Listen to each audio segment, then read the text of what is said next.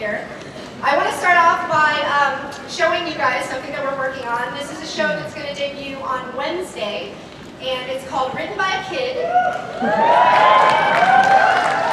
It is very near and dear to my heart. It is a show wherein we got a bunch of kids to come in and tell us original stories, and then we handed those stories over to professional directors, animators, and actors. And here is the on our channel, Geek and Sundry, called Tabletop.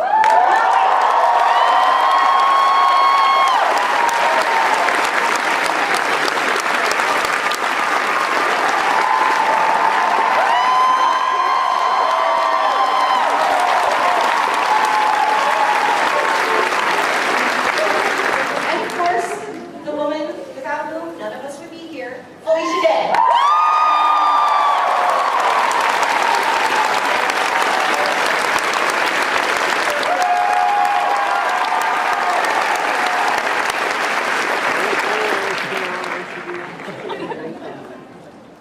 Hello, everybody. Thank you so much for being here. This is our first year for Geek and Sundry, and it's like a dream come true that Kim and me and our partner Sherry can make this channel happen. And I want to thank every single one of you for clicking on our videos and getting us here today. So thank you very much.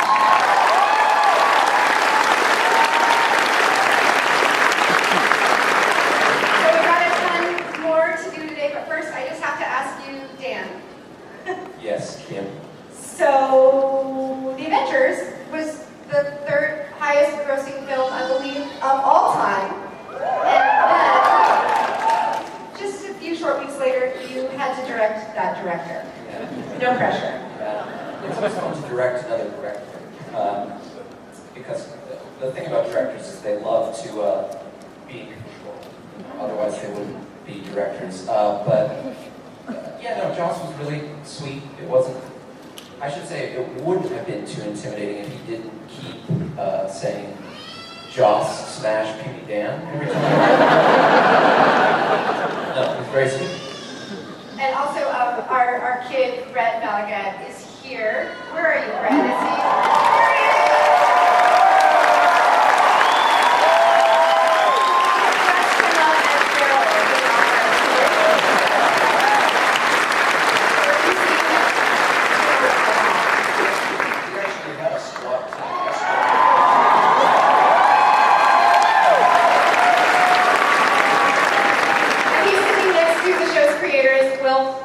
And Josh Blum. So it's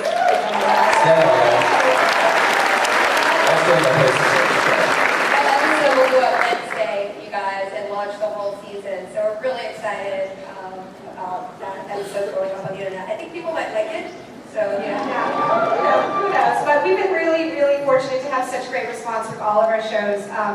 We have got a ton. We get tons and tons and tons of email. But I know, Will, you get email not just from us, but from your own channels and not your channels, but your own emails. I'm gonna shut up now. What are those emails like? Talk about tabletop, Will.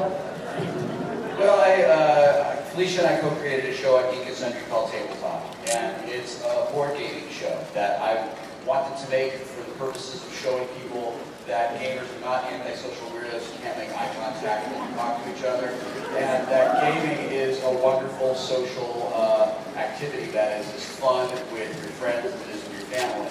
And the show has been enjoyed by people all over the world, and probably the most gratifying thing for me is every single day I get multiple emails from people who watch the show, and they say things like, I spent, a guy emailed me and said, my family over the last couple of years, my kids have gotten older, and now we're just sort of like fractured at the end of the night. Like we eat dinner and then they go to the computers and my wife goes to the TV and I go to my dad and cry. And he said we started watching Tabletop together, and now we have a family game night every night of the week. We all get together and play tabletop games.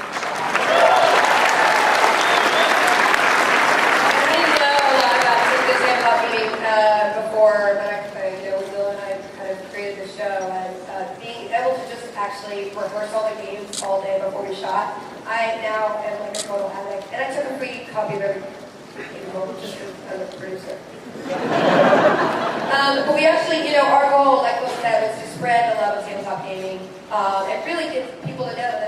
this is a fun activity to do face-to-face. And we actually have this really cool partnership starting in August. For 3 months, Target stores are going to feature games that we have played on tabletop with a Geek and Sundry sticker on. Pretty cool.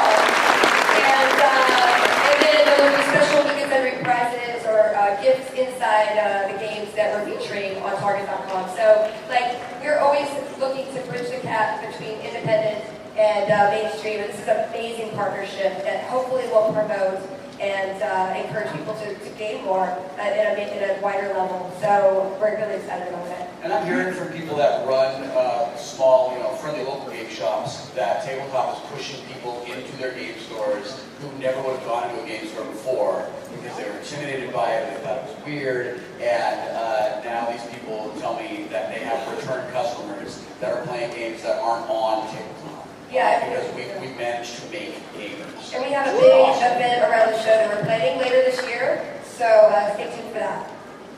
And things like that would not be possible for Felicia and I without the help of our partner, Sherry Bryant, because she is really savvy in ways that we are not, and we're thrilled to have her on board. So I'd actually like to bring her out now. We're really excited to have some new announcements. Announce some new shows.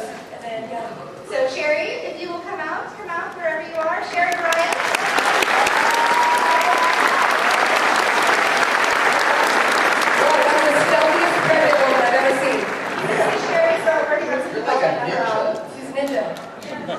Baby's gonna come out playing tabletop games, I can tell you that. Asking for Will. It's great to see you guys here, and thanks to all of the support you guys have given our channel. We've been able to add some new mid-season shows to our lineup, which is super exciting. When Written by a Kid ends in September, we have Dark Horse returning with an all-star anime cast. Let me shout out to them. It is Vic Mignogna from Full Metal Alchemist, Wendy Lee from Cowboy Bebop, Liam O'Brien and Tara Platt from Naruto, and Yuri Lowenthal for Ben 10. So we're super excited about the second half of that season. Also in September, we're going to be adding a new show called On the Table, which is a news show about all things gaming, wargaming, roleplay, and board games, so look for that in September. In January, we're premiering a show called The Frontiers of Geekage. We're host J. Keith Van Stratton. Is he in the audience here? J. Keith, you want to say that? There he is, waving. Hello. I've known you for 10 years, and this is how I find out you're here? And this show is basically going to be an interview show where we interview people pushing boundaries and exploring new frontiers of science, art, and technology. But secretly within this show, and as you guys know who play ARGs, this is our new ARG show. So here is our shout out to alternate reality gaming. And lastly, we have a special night for you guys, and I'm going to let Felicia talk Yeah, about. that's my idea. So I don't know if some of you are familiar with Vaginal Fantasy, my book club. Yeah. So basically, I'm moving Vaginal Fantasy to Geek and Sundry, and what we're going to do is every Tuesday night we're going to do hangouts at 8. So we're adding a hangout every single Tuesday night on a different subject. So Vaginal Fantasy will be on one Tuesday and we're adding a show called Penile Code. With the lovely Sean Plott. I'm not sure if you recognize him from the first episode. He's going to be doing a hangout around like the male geek-oriented relationship. He's going to be playing relationship games, video games with romance in them, and hang out, and drinking beer. I don't know, it sounds like a good idea. You should. No? There's nothing about that I don't like. We also are adding a monthly writer storytelling hangout with Pat Rothfuss at Name of the Wind. Have you ever heard of that? And he's going to be and we're adding another to be determined. So if you have suggestions on the subject matter of that hangout, please add that to our forums, which we just launched. I suggest drinking beer with Will Wheaton.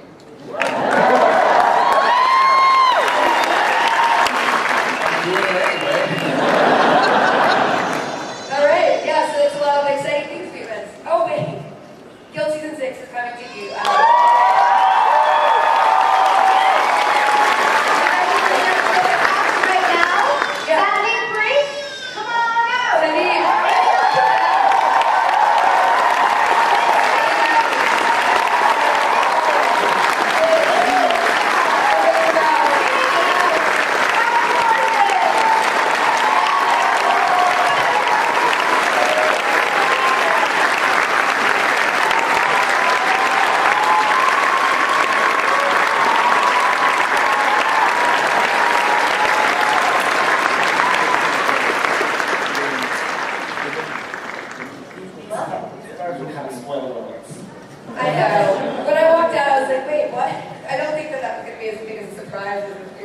would have been potentially because you guys.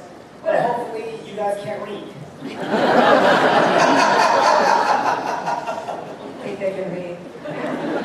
Welcome back to the Indigo, you guys. How's it feel to be back for, I think this is our third year here and our fourth year at Comic-Con. How's it feel? Great. Yeah, someone just mentioned to us that July 27th is the Guild's 5th birthday.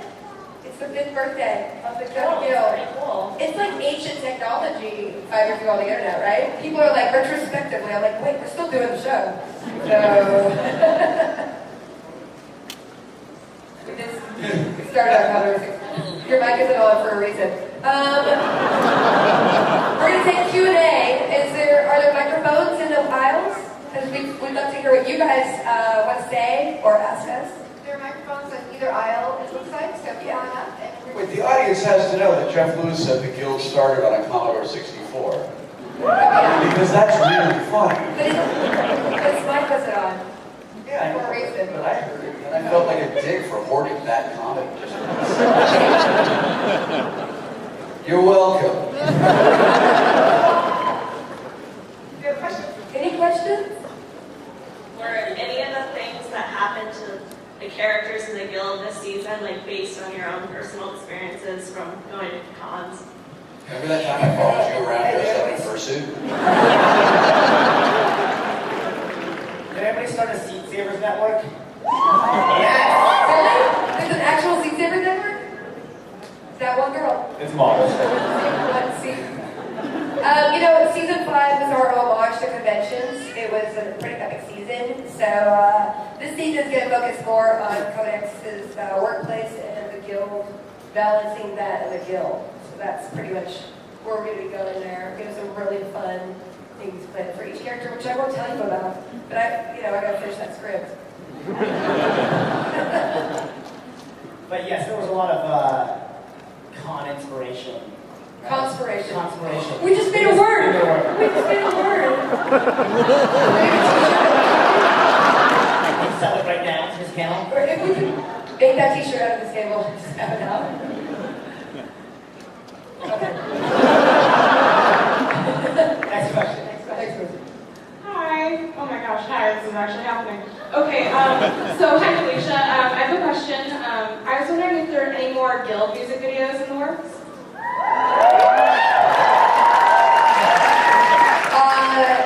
It could be on the agenda for next season, yeah. Maybe. I'm not going to tell you, but I kind of just told you. Spoiler alert. We were so excited to make I'm the One That's Cool for the premiere of Sundry. And, we always try to do something different. So if there's a really good idea, it's more of an art piece, like what are we going to feature and how can we make it so people really pretty. So, Start working on that now. but yeah. Dick, Willie.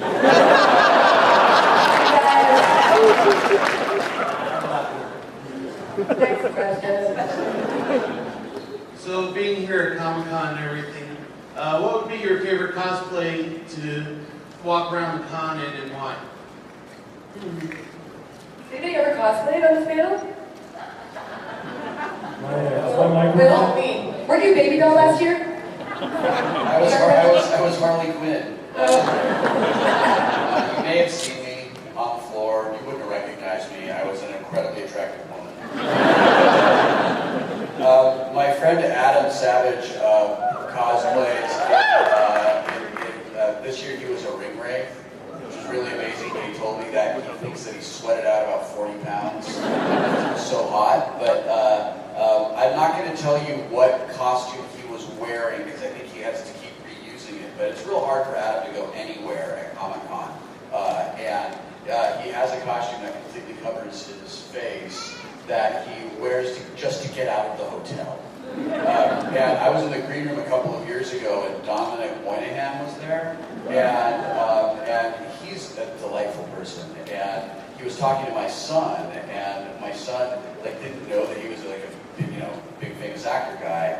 And he was like, "Well, I'm going out to the floor." My son was like, "Do you want to go do a thing on the floor or whatever?" And he was like, "No, I got to go and kind of be in disguise." And he pulls out this really awesome Godzilla mask.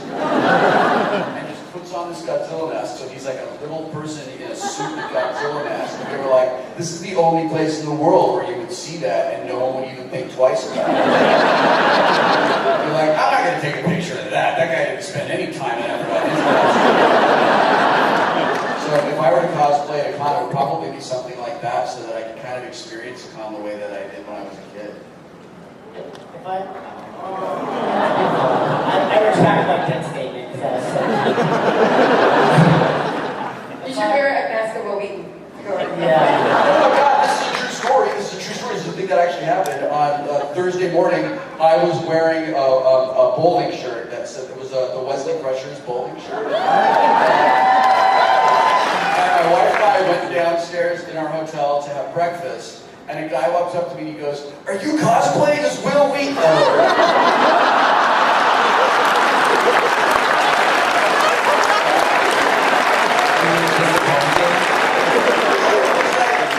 Oh, well, I'm not impressed with your cosplay at all. You just showed up. So then I was like, this is pretty effective Will Wheaton cosplay. I mean, like, I think I could pass for the guy.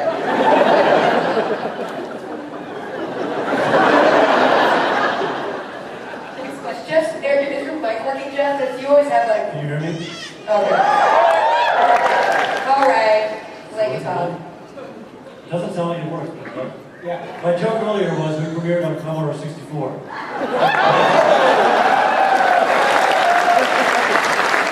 just go down that end of the table. We can't sing the whole song because we'll get sued for copyright purposes, but can we all together say happy birthday because it was yesterday, Robert Corson?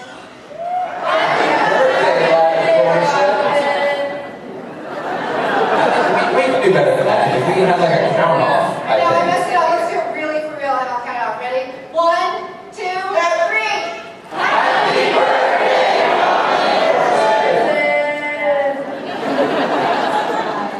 Mine's tomorrow, too. Just tomorrow, I was My going to birthday's say. tomorrow. We have a lot of Comic-Con birthdays. Happy almost birthday, Jeff. What are we going to sing? Thanks, 3 people. Next question. So this one's for Felicia. I'm 99% sure you probably got asked this already sometime. I know you guys, you're into World of Warcraft, but are you like watching or interested in any other MMOs that are coming up, or playing any other ones? You know, I actually was playing SwordSword a little bit, which was really fun. Like, it feels more like a single-player game to me, because, but you know, that's because I wasn't in a guild. I was, what is that, Secret World, or is that? Yeah, that looks really interesting to me. I haven't had time to sit down and look at it, but that looks really interesting to me. So yeah, I mean, MMOs are not something that I have a lot of time to play. Vince and I were just talking. We were playing Mass Effect 3 and Skyrim. Yeah. I accidentally deleted my save before I finished the game, so. Skyrim. How many hours were you in? You know, I wasn't too far. I was mostly doing everything but the main quest. Yeah. Everything else in the That's what I entire world. But I was at least probably a good 20 plus hours in, so it's not that bad. That's but not good at all. it's time I'm not getting back. Could you quantify your loss in a number of cabbages? How are your cabbage barrels? I have several. Is that a thing? I don't do that. I've never done that. Should I do that? That's what the cool kids do, right? Alright, let's do that. Good on that. Peer pressure. Alright, fabulous. Next question. Colonel Sanders, do you have a question? Yes, so last season we had a lot of It really is Colonel Sanders. He's not cosplaying, that's actually Colonel Sanders. What's cooking? Colonel Sanders. Colonel Sanders has a catchphrase? I thought it would be like, sorry I ruined your cholesterol level. That would not be good marketing. That's why I don't work. That's why you don't like chicken. That's right. So, question is, last year you had a lot of famous celebrities do cameos. Who's the one person you asked about there's no way they're going to say, yeah, I'm doing it, and they actually did show up and participate? Jeff Lewis. Jeff, Jeff. I said Jeff Lewis. Oh my God, his baby's pretty cute though. We might have to stick him in next season. That baby's very cute. If you ask him to show you a picture of his baby, he will show it to you. I mean, like 50,000 pictures of him. I'm his baby's agent. So, Yeah. so I gotta go through you to book his baby? Yeah, absolutely. Alright, we'll talk about that later. I didn't think Stan Lee would show up last season. That was random. Like, that's one of those things where you're like, wait, what? He's actually gonna come? Stan loves you. Yeah. No, he's Felicia and I have been in the same place as Stan Lee the exact same number of times. True. And every time we see him, he's like, "Oh, Felicia, it's so good to see you, Excelsior!" Hey, Stan, and he looks at me like, "I'm sorry, kid, who are you?"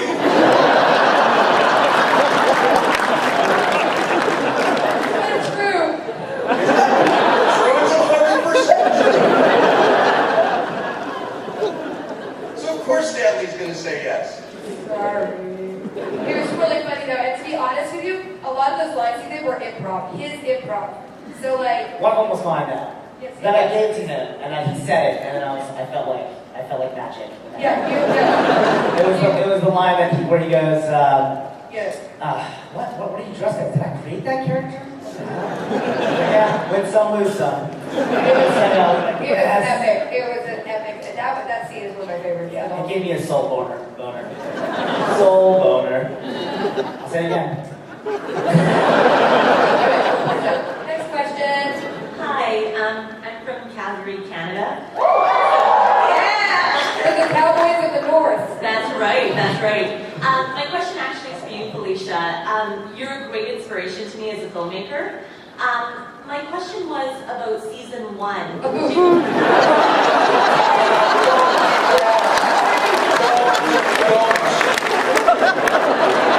It's adorable. It's cute. It's so cute.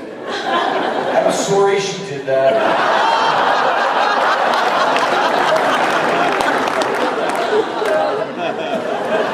She just got uninspired by it. I can't laugh in the mic either, it's loud. My question is what was your budget and your resources for season 1? Because you took it from something, relatively small and made it to this huge thing, and that's something I'm really curious about. Our budget was You got paid in bagels? bagels. It was bagels and Cindy's cameras. We borrowed his cameras. We used all of our locations. I used Free Cycle to go get Blaze's set dressing and like Silmar at 5 o'clock in the morning because somebody was like, come get these VCRs. And I was driving. And the donations via our website, we got a lot of donors received. That was, later in the season. Yeah, later in the season after. Oh? I was gonna say, I remember the camera guy holding the boom with the right hand and controlling the camera with his left hand. It's true. It's true. It was nobody. Amy almost didn't show up to the table read. She was like, what is this thing? Well, because my agent, when she sent me on the audition, told me that it was a pilot. So me thinking that it was a TV pilot, and then I booked it, and then found out it was a YouTube video, and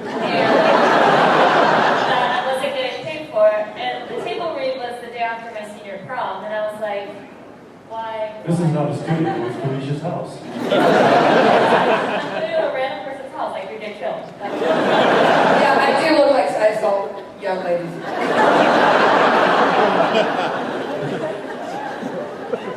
Anyway, yeah, so we basically just made it any way possible with very, 3-4 people. And that, it was really, really challenging, but it's definitely a testament to the cast for sticking with us and every year growing and growing because, I think it's a testament to vision and having a specific vision. And then when you have that vision and it becomes in the form of an awesome script, you start finding all the resources that you need to make it happen. You're blowing my mind. You're actually complimenting me? I know. No, I'm going to say something bad. You smell like stale Cheerios. No, it's true. Yeah. Well, you guys are some of my favorite people, and I can't wait to do another season with you. And I'm going to cry. Look at the sitcom audience. Hi, are there any internet celebrities you do or don't want to work with? Come on, Felicia, talk about your shit about people. That's it all. Go ahead. Make a big dump on the internet. It won't go beyond this room, I promise. You're one of my favorite people, too. Oh,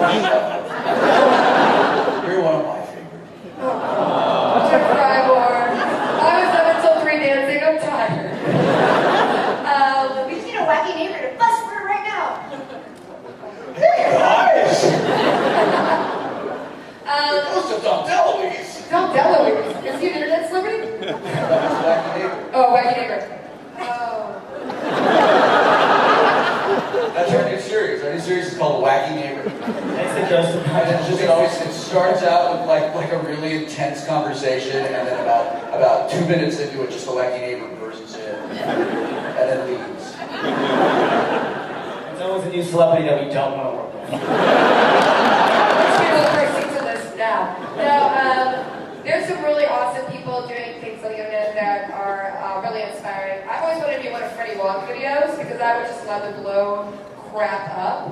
So, That was rad. We got Freddie Wong to come and play on tabletop, and we got Ryan Higa to play on tabletop, and Megan Camarena, and there's a lot of really cool YouTubers that we have during the season. that we really You love. know, to us, going to YouTube and creating a channel from scratch, like, we really admire the people who are really foster community on YouTube, because that's what I think it does best, and that's why we created Geek and Sundry, is to make everyone feel inclusive and feel like they really belong. So that's why I love you too, Kim. But like This is the most I've ever seen you love people ever in all the years. I didn't drink last night, but I can still drink. It must be some kind of equation I should do that every day. Yeah. No, I'm tired. But yeah, there's some great YouTube people and other internet people that we love to collaborate with, and we're always looking for suggestions. I think what we're seeing is, with all these celebrities kind of playing in YouTube videos, is that it's where the fun is being had. You know? I just did a show, I'm going to shamelessly plug, called Super Supers. Which some of you may see. It's on my channel.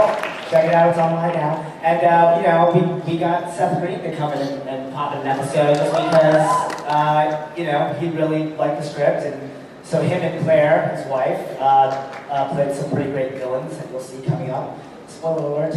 But it was just so cool to have this movie star, someone that, I grew up watching and, laughing at and being like, and now I'm directing him, he's playing in my shows.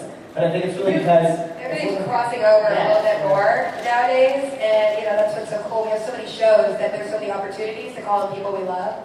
So hopefully we continue to grow and just add more. And if you suggest people like that, actually, it's like, oh, let's do that. So go on our forums and suggest things for us because we are open. We have some great collabs for Written by Kid too. After, so Scary Smash is going to debut. Tell all your friends it's next Wednesday, and then the episode after that, Brett and Link did, and it is one of the funniest are so funny. stuff Link has ever seen. Yeah. So great. Mike Diva from the Bambo channel is also doing one. So we're just doing collabs all over the place. Next question. Hi, Felicia. Love the Guild, and also one of the great things you've done is crossed over a lot of game accounts, whether working with Legion or Complot, and I love this day and night. Have you ever thought about engaging the StarCraft community directly and working with specifically the female community, like girls of StarCraft? I have to say that StarCraft isn't one of my games necessarily. I mean, this is not the kind of game that I tend to play. So, but I love the fact that the StarCraft community is so welcoming and awesome, and Sean sort of exemplifies that. That's why we love to work with Sean. So that's one of the thrilling things that Sean's going to be doing this monthly hangout, and if we can continue to collaborate with him, and we would love to. I just love gamers, the positive gamers that just really, feel like they belong. And that was why I created the guild. I was like, there's not something out there that really represents what I see as gaming, and that really means a lot that you said that it's all about creating community and people feeling inclusive. Thanks. Hey, so one of the things I liked about Geek and Sundry is that you guys have kind of picked out different niches within geekdom to kind of create shows about. Are there any other kind of niches that you're thinking about making shows about and putting that into the Geek and Sundry channel? You know, like, I don't know, beer. I know some beer geeks, is all I'm saying. I know some beer geeks who make beer. Really? What do you got? All right.